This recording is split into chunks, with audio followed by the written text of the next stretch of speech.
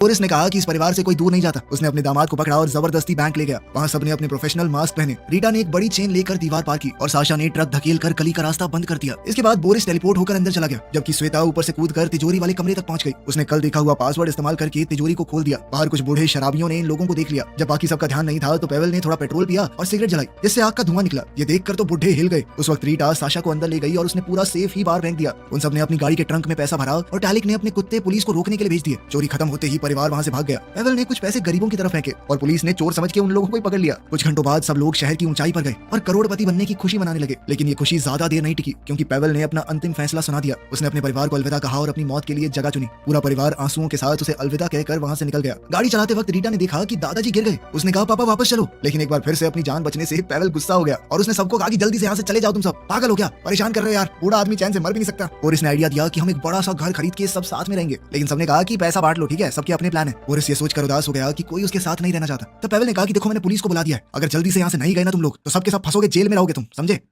रास्ते में श्वेता ने ओलेग से कहा कि अब मैं तुम्हारे साथ नहीं रहना चाहती। उसने पैसे ओलेग को देकर गाड़ी से निकलने को कहा। वो अभी भी ओलेग की बातों से बहुत दुखी थी जो उसने पिछली रात कही थी, और वो तो उसे छोड़कर हमेशा के लिए जाने भी वाला था। ओलेग गुस्से में अपना हिस्सा लेकर निकल गया। उसने वो पैसे वलेरा का कर्ज चुकाने में लगाए और उसे सुलह कर ली। फिर उसने ये देश छोड़ने का प्लान बनाया। एयरपोर्ट पर ओलेग ने न्यूज पर देखा कि श्वेता और उसका परिवार पकड़ा गया, क्योंकि वो पेवल के शरीर को वापस लेने गए थे। पूरे परिवार की बुरी हालत देखकर ओलेग को अफसोस हुआ कि उसने उन्हें छोड़ दिया। उसने फैसला किया कि वो पेवल के साथ मिलकर उन्हें बचाएगा। जैसे ही वो कोर्ट में घुसे सबकी पावर्स वापस आ गई। पेवल फिर से जिंदा हो गया और गुस्से में सबके ऊपर हमला करने लगा। बोरिस टेलीपोर्ट होकर गार्ड को रोकने लगा। साशा ने अपने भाई बहनों को जेल से आजाद किया और सबने अपनी ताकतों का इस्तेमाल करके पुलिस के छक्के जुड़ा दिए। अब परिवार फिर से इकट्ठा हो गया था, लेकिन बाहर निकलते ही उन्हें पुलिस ने हर तरफ से घेर लिया। तब रीटा ने उड़कर गार्ड्स का ध्यान भटकाया, जिससे सभी एक गाड़ी में बैठ गए और रीटा भी उनके साथ ही चली गई। शहर की पूरी पुलिस अब उनके पीछे लग गई थी। एक पुलिस की गाड़ी उनका पीछा छोड़ ही नहीं रही थी। इससे इरिटेट होकर बोरिस ने टेलीपोर्ट होकर पुलिस की गाड़ी का क्रैश करवा दिया। थोड़ी देर बाद एक और गाड़ी साइड से आई और साशा ने जोर लगाकर उसे धक्का दिया, जिसके बाद गाड़ी उलट पुलट गई। अब ओलेग को सामने कई सारी गाड़ियां नजर आई। उसने कोशिश की कि एक्सीडेंट ना हो, लेकिन फिर भी उनकी गाड़ी एक फ्रूट स्टॉल से टकरा गई। विंडशील्ड के ऊपर मिट्टी ही मिट्टी हो गई थी। ओलेग खुश हुआ कि अब तो उसकी ताकत काम आएगी। उसने अपनी उंगली से पानी छिड़क कर गाड़ी का शीशा साफ करते हुए आगे चलाई, लेकिन परिवार को पुलिस वालों ने रोड ब्लॉक से घेर लिया। तब साशा ने पोल पकड़कर गाड़ी घुमाई और सबको वहां से निकाला। फिर उन्होंने गलियों से निकलने की कोशिश की। जब पता चला कि पुलिस ने चारों तरफ से घेर लिया है तो रीटा ने गाड़ी को उड़ा दिया। गाड़ी हवा में उड़ने लगी और पीछे लगी हुई पुलिस से वो लोग बच निकले। इस सब के बाद ओलेग फिर से वलेरा से मिला। उसने मदद के लिए शुक्रिया कहा, क्योंकि वलेरा अपनी कार्गो शिप में छुपाकर पूरे परिवार को चाइना भेजने का इंतजाम कर चुका था। तैयारी के बाद परिवार एक बड़े कंटेनर में बंद हो गया, जो और कंटेनर्स के बीच में शिप पर रखा हुआ था। अब वो सभी लोग एक नई शुरुआत करने एक दूसरे देश की तरफ निकल गए। आपको इनमें से किसकी सुपर पावर सबसे अच्छी लगी कमेंट्स में जरूर बताना। मिलते हैं अगली वीडियो में।